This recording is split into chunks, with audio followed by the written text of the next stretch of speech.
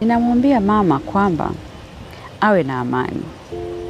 Watumishi wake tuko uwandani kufanya kazi. Na tunamwakilisha kikamilifu katika kufanya kazi hiyo. Na kwamba kuna mapokeo mazuri sana. Watu wanafikiri hili jambo ni dogo. Lakini ukifika uwandani, kwa kweli tatizo kubwa si migogoro. Tatizo kubwa ni uelewa wa kisheria.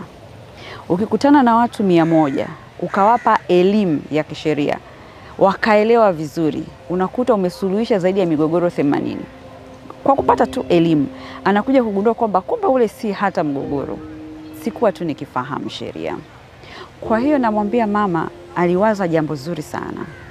Na maono yake kwa kweli yanasaidia wananchi kwa kiwango kikubwa sana. Na hata takwimu zinaonyesha hivyo.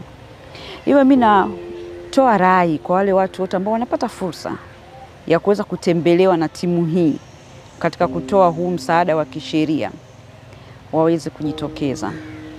Mambo mengi yatatatuliwa kwa kupata elimu. Kwa mfano, unapomfundisha mtu kuhusiana na ardhi, unakuta mgogoro wake alidhani ana mgogoro, kumbe hakufahamu tu sheria inasemaje kuhusiana na ardhi.